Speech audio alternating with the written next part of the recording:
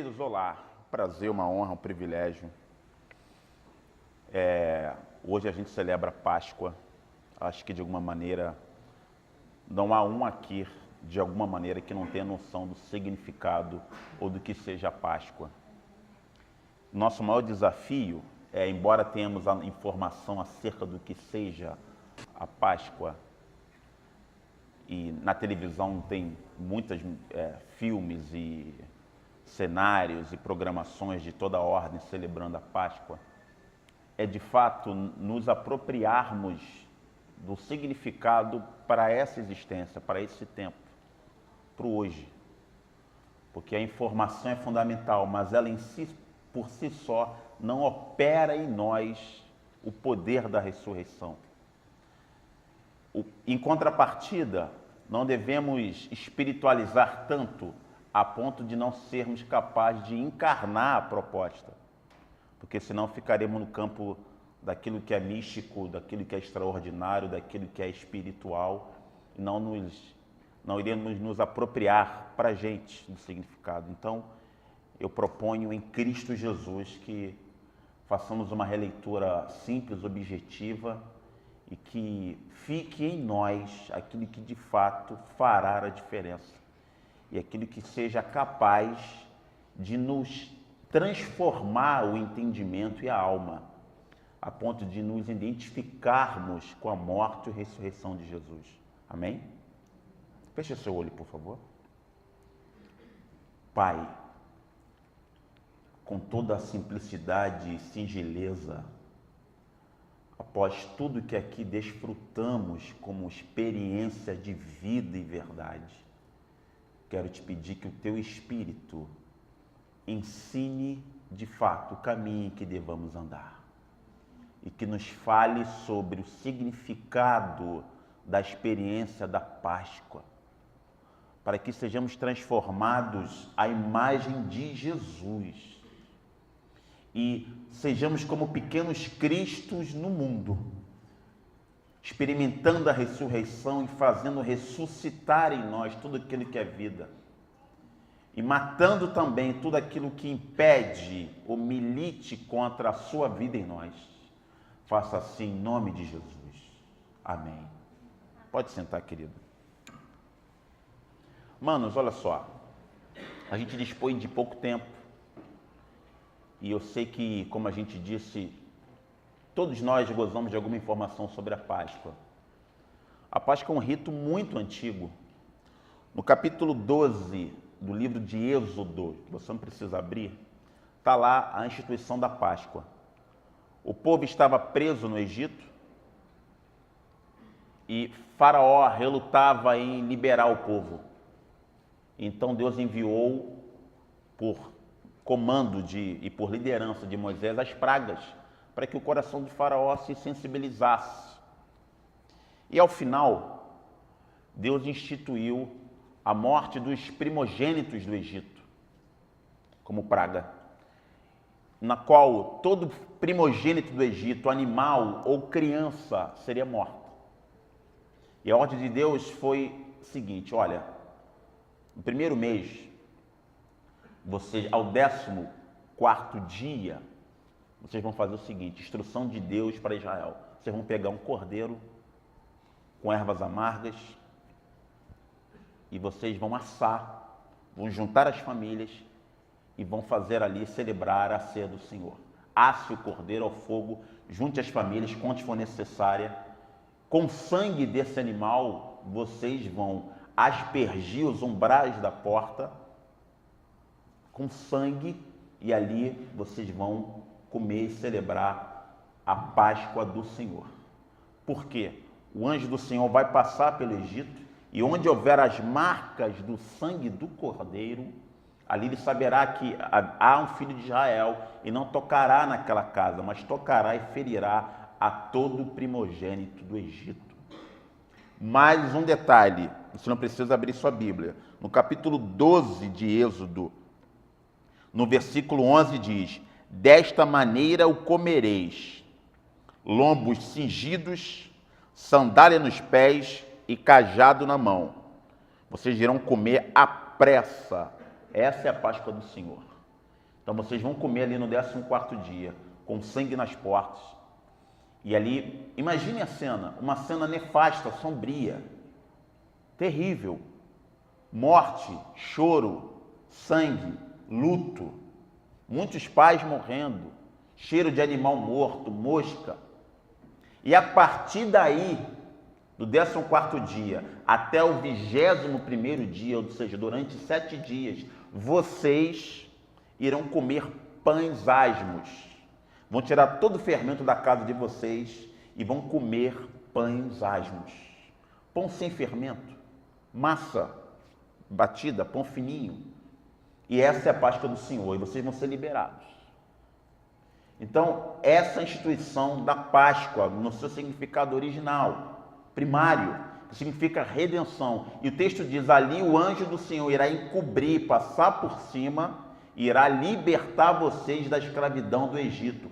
Por isso, coma preparado para sair. Porque a última ceia de vocês, celebrando, e vocês vão ensinar isso ao filho de vocês, para que eles saibam que o Senhor os tirou e os livrou do Egito. Então, essa é a instituição da Páscoa. E todos nós sabemos que o significado da Páscoa em nós está em Cristo. Ok? No livro de Mateus, no capítulo 26, Jesus está na sua última semana na terra e ele sabe que vai ser morto e entregue pelos homens. Ele vai na casa de um cidadão chamado Simão, o leproso, e ali faz a sua refeição. Uma mulher entra, joga em sua cabeça um vidro de alabastro. Alabastro. Quem falou alabastro? Ninguém falou alabastro. Alabastro. Alabastro. Imagina, André falou alabastro. André, o que acha que eu vou errar com ele aí, Valber? Claro que a culpa é sua. Um perfume caríssimo de alabastro na cabeça de Jesus, e todos falaram, pô, isso é um desperdício, uma loucura. E Jesus falou para essa mulher, falou para o povo assim, o que essa mulher faz aqui será lembrado aonde for pregado o Evangelho, porque ela já está anunciando que o Filho do Homem será morto e entregue aos homens. A mulher derramou o vidro de perfume de alabastro na cabeça de Jesus. Saindo dali, Jesus chamou os discípulos e falou o seguinte, é a Páscoa. Mestre, onde o Senhor quer que a gente prepare a Páscoa? Jesus falou o seguinte, vá, siga um homem, e uma das versões diz, um homem com um cântaro, siga-o. Ele tem um cenáculo, uma sala nova, mobiliada, ali vocês irão preparar a ceia para mim. E assim foi. E Jesus celebrou a sua última ceia, a Páscoa, com os discípulos. E ali ele instituiu o significado do pão como sendo a sua carne e do vinho como sendo o seu sangue. E falou, este é o sangue da nova aliança que eu firmo com vocês. E nesse cenário, Jesus falou de traição. O Filho do Homem há de ser entregue para ser morto, mas onde vós há de trair. Então suscita uma discussão ridícula sobre quem haveria de ser o maior e quem haveria de traí-lo. E Jesus diz, aquele que mete a mão no bocado comigo há de trair. Eles ficam perguntando quem é, quem não é, quem é, quem não é, quem é, quem não é. Judas sai da sala, segue-se então a oração ao Getsêmani, no Monte das Oliveiras. E a Bíblia diz que Jesus entrou em profundo estado de tristeza. E ele disse, agora o Filho dos Homens vai ser morto, entregue. E vocês vão se dispersar como ovelhas sem pastor. Aí Pedro diz, mestre, não vou deixar onde o Senhor for. Eu vou te seguir. Aí Jesus diz, Pedro, ô menino, garoto, não, diz que o galo cante 3 vezes você me negará. Não, Senhor, iremos te seguir onde fores. E todos, não, te seguiremos, seguiremos. E Jesus entra em sofridão e chama os discípulos para orar com ele. Eles dormem. Veja, a partir da ceia na casa de Simão, onde a mulher derramou o perfume, Jesus passa a falar claramente da sua morte. Mas o entendimento acerca disso não era claro. E ele falando claramente, você morto, você entregue, vão se dispersar, você traído por aquele que mete a mão no bocado comigo, você disperso. Mas é importante para que se cumpra as escrituras, tudo claro, tudo que a gente viu no filme do Mel Gibson, de tantos anos de cinema, e a gente ouviu. E ele está orando, volta 3 vezes para os discípulos, eles dormindo, fala, não pode vigiar comigo, orai e vigiai, porque o espírito está pronto, mas a carne é fraca. E nessa oração ele faz aquela oração célebre que a gente sabe, ele diz, Senhor, passe de mim este cálice, mas não seja feita a sua vontade, mas a minha. Mas não seja feita a minha vontade, mas a sua vontade. E ele é consolado. Em algumas versões diz que ele é servido por anjos. Ele põe de pé e diz, vamos, filho do homem é de ser entregue. E Judas entra. Ele saiu, ele entra com os soldados, com os servos dos sumos sacerdotes, dos escribas. E a senha dele é o seguinte, aquele que eu trair, aquele a quem eu beijar, este é Jesus. E ele beija Jesus.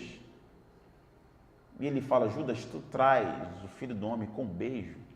E lança a mão dele, de Jesus, para prender. Os discípulos apavorados, Pedro, o livro de Mateus não diz, outros dizem, saca uma faca e corta a orelha direita do servo, que foi prendê-lo, do homem.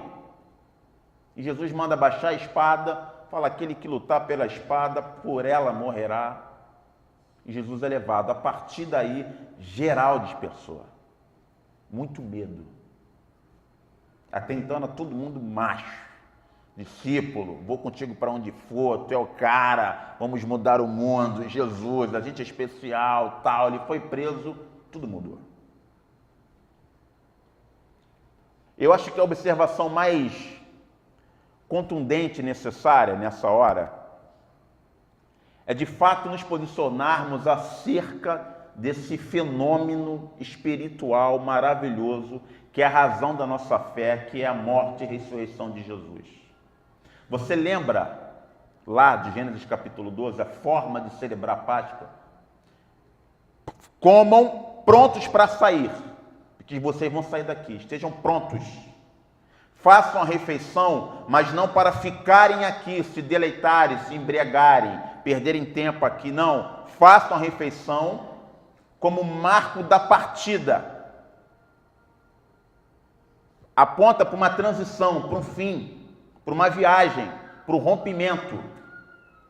E não ache vocês que tenha sido confortável para todos os israelitas aquela refeição, não. Porque aquilo gerou muitas dores, lembranças, alegria sim, mas um misto de emoções, eram humanos. E gerou morte, pânico, terror, alegria, uma certa euforia, sim, lógico, se vê livre da escravidão, mas muitas dúvidas acerca do futuro, medo. Como é que é essa viagem? Como é que é isso? Vamos mesmo sair, mas como? Anjo passando em frente, matando. Horror. E na semana de Jesus, embora fosse muito claro o anúncio acerca da sua morte, foi dias muito pesados emocionalmente para ele. Carregaram de ambiguidades, sofrimentos. E enquanto Jesus estava numa direção, assim como significava sair do Egito para o povo de Israel aqui em Gênesis, frente a um futuro, a maioria daqueles que estavam com Jesus ia numa posição oposta. Porque o discípulo queria preservar o mestre com eles. Não era confortável o papo da cruz. E na leitura aqui, a primeira pessoa a de fato referenciar e entender para onde Jesus estava indo foi a mulher. que o ungiu. E Jesus falou, ela sabe o que faz, porque ela está apontando para lá. Ela está apontando para a morte, ao mesmo tempo para a vida, para a saída do Egito dela. Ela entende que ela está apontando para um caminho, para uma ponte que vai transportá-la para um outro lugar. Claro que ela não tinha entendimento pleno daquilo, mas havia alguma coisa na alma dela que apontava para esse fato. E Jesus reconheceu. Mas os discípulos, todavia, iam na direção oposta. Queriam retê-lo. Um outro cara que, sem questionar nada, e a Bíblia nada fala acerca dele, não que eu saiba, foi o cara que cedeu o cenáculo para Jesus fazer essa última refeição. Os discípulos pediram, ele cedeu. Curioso, será que ele não tinha nenhuma informação? Como é que é isso? Que refeição é essa? Por que última? Mestre, tal. Ok, ele pode não ter tido grandes informações. De repente ele cedeu porque ele acostumava. Ele cedeu. E os discípulos ali com Jesus celebrando ceia, traição. Traição, um já me traiu, eu vou morrer, vou ser entregue. Não, Senhor, quem é o maior? Totalmente desconectados da gravidade do momento. Porque fazer a refeição com os lombos cingidos, com um cajado na mão, pronto para partir, significa estar nesse estado de contrição, de consciência, de morte, de gravidade, de dor. Identificado com um momento único da vida do homem Jesus, de muito sofrimento, de muito peso, de carga humana, de energia, de forças, de ajuntamento de consciências, de dor, de alteração. Imagina Jesus com o coração acelerado, suando sangue, pupilas dilatadas, dores no corpo, inquietações, ansiedades, palpitações, foi o que ele sofreu. Está identificado com a morte de Jesus, caminhar para a cruz com ele, para que de fato haja ressurreição, é essa prontidão do ser que já está cingido, pronto para uma viagem. E nenhum deles parecia estar concatenado ou ligado a essa realidade. Porque de fato, a gente canta eu corro para a cruz, a tua cruz me seduziu, é um tema para a gente, mas não é romântico a cruz. Irracionalmente nenhum de nós quer estar lá. A gente quer experimentar o milagre da ressurreição, mas a gente nega e evita os momentos de dor que a precede. Alguém diga, mas Jesus tomou lugar na cruz para mim. Sim, lógico que ninguém aqui vai para a cruz de fato, sangrar por outra pessoa. Ou não temos que fazer sacrifícios para ser salvo. Não se trata disso. Mas ninguém é capaz de usufruir do poder maravilhoso da cruz sem de fato passar pela experiência da consciência que confessa como ser morto, como ser caído. Ninguém. Não existe a cruz da ressurreição sem dor, sem confissão, sem se perceber angustiado, sem perceber que a morte opera em mim, sem perceber que de fato eu não entendi aquilo que ele disse, porque a realidade para ele só se encarnou de fato quando viram Jesus. Mesmo assim não foram primeiro a ver, porque para eles era o fim mesmo. Ouviram, não alcançaram, porque o medo se apoderou deles. E de fato eu tenho como um pregador do Evangelho, que recebeu essa graça absurda, da qual nunca pedi ou busquei, eu fico de fato genuinamente preocupado com uma certa euforia da cristandade, que aponta para a vitória, mas não tem a mínima maturidade ou estatura para sofrer por nada. E a gente fala de superação, de cruz, de ressurreição, que é uma virada extraordinária da natureza humana. Eu venci a morte em Jesus, não há mais fim para mim, não há mais fim nem morte, mas ainda dor,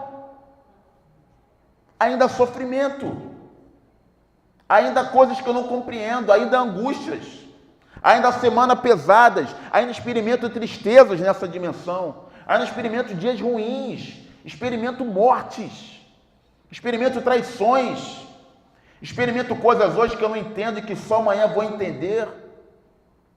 E às vezes eu estou ali na refeição sagrada da Páscoa, mas totalmente despreparado para a viagem que ela propõe, para a saída do Egito, para o êxodo, para a cruz, para a ressurreição. Porque o êxodo, o atravessar do deserto, é justamente essa travessia da cruz, da vida, da pós-cruz. Mas eu não sei o caminho da cruz porque eu não estou apto de consciência para isso. Estou desatento ao significado disso em mim. E estou comendo levianamente, totalmente despreparado. Que ninguém ceia aqui rindo. Essa ceia de Jesus não dá para cantar, saltar, não dá. Há uma energia estranha. A fala de Jesus está arrastada. Há uma tristeza. Há uma coisa... O mestre está sofrendo, sentindo o peso do mundo.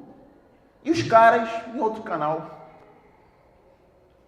Entende? Então, é uma mensagem para nos botar para baixo? Obviamente que não. Uma mensagem de derrota? Não. É uma mensagem de término? Não.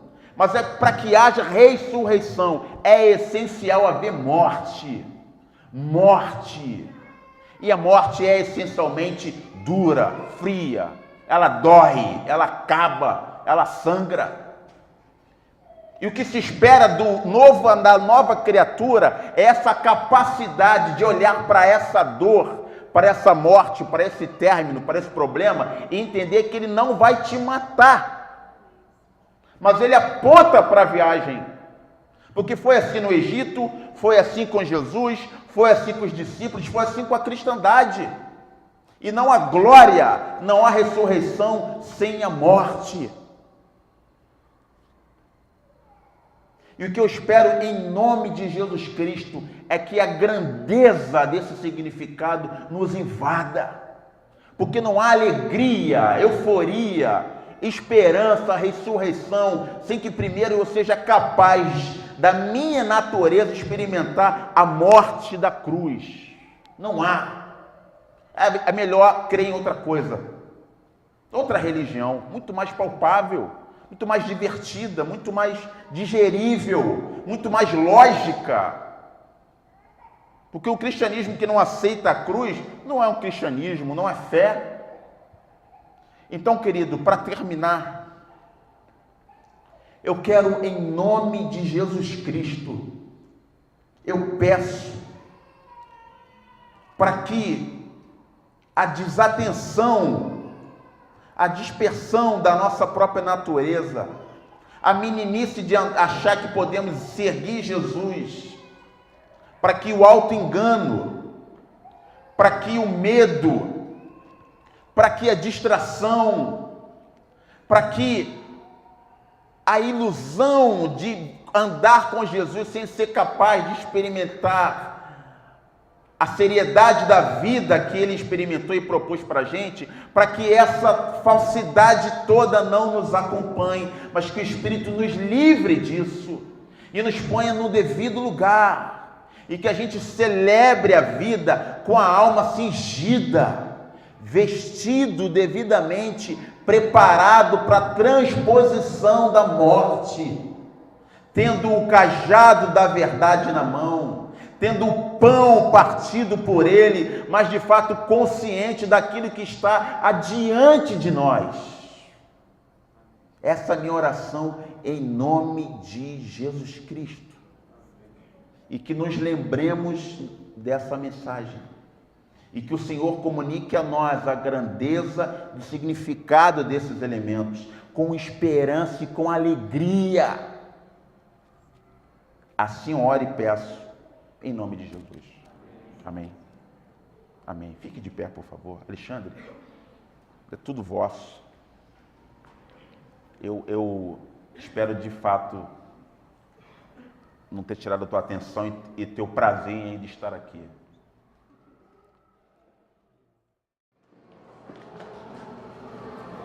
Sem mais delongas, amigos, eu vou pedir para algumas pessoas distribuírem os elementos onde participaremos dessa ceia, relembrando o fato que é essencial para qualquer um de nós aqui, o marco do que o Edgar falou, a mudança da natureza humana. A gente está diante da possibilidade de viver com outro entendimento da existência. E o que divide esse momento é o fato da ressurreição. Pedro nos lembra que outrora nós andávamos conforme o fútil procedimento que nos legaram os nossos pais. Ele não está falando do papai e da mamãe, ele está falando de todo um legado cultural. Nós fomos resgatados da fútil atitude. E esse resgate não foi pago com um preço barato, não foi por via de coisas corruptíveis, mas antes fomos resgatados pelo precioso sangue de Jesus, que de fato foi conhecido desde antes da fundação do mundo, de maneira que está diante de nós a possibilidade de transcender, de viver conforme uma natureza que de fato nos pertence. Tomara, ao participar desta mesa, a gente adquira maturidade, entendimento, disposição. Seja essa a mesa dos recomeços, a mesa da ressurreição. Tomara ela nos marque profundamente, não apenas como um rito, como uma mecânica,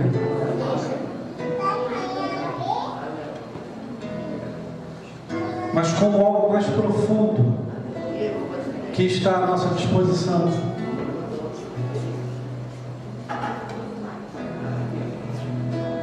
Tomara seja assim, uma nova natureza em Cristo. Ao participar da ceia, lembre que está tudo pago, que agora, pois, não há mais condenação para aqueles que estão em Cristo Jesus.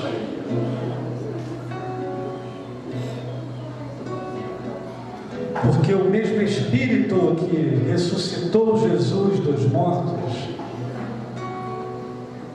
há de ressuscitar o nosso interior, o nosso espírito, e nos abrir para aquilo que vale, para aquilo que é. E assim a gente ande conforme a nossa nova natureza. Alguém se ausentou dos elementos?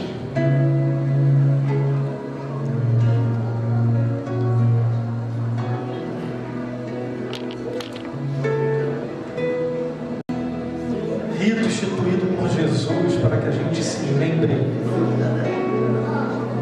para que a gente nunca esqueça quem nós somos e quem Ele é.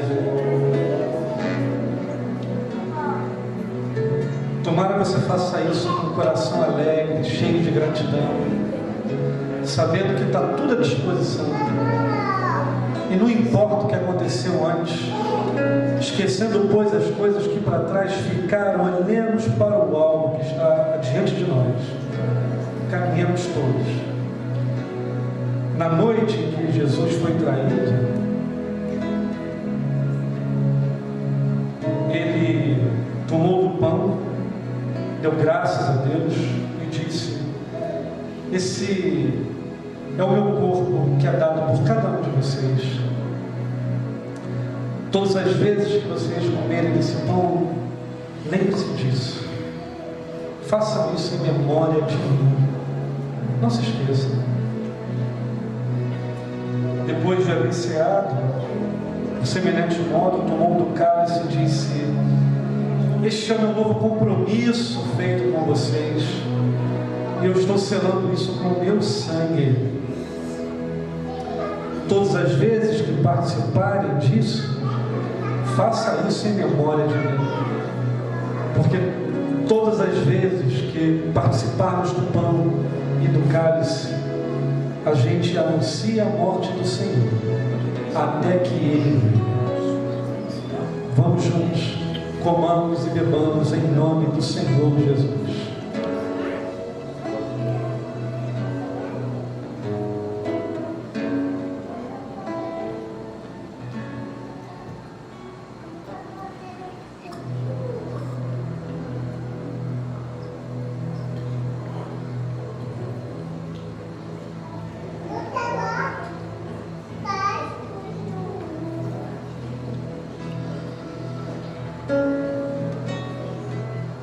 Senhor Jesus, o Senhor levou sobre si as nossas dores, as nossas transgressões, para que a gente tivesse vida. Que isso esteja vivo em nossa mente, em nosso espírito. E que mesmo se porventura constrangidos pelo nosso instinto, pela nossa estrutura, Pai, que a verdade da sua redenção seja iluminada em nosso interior,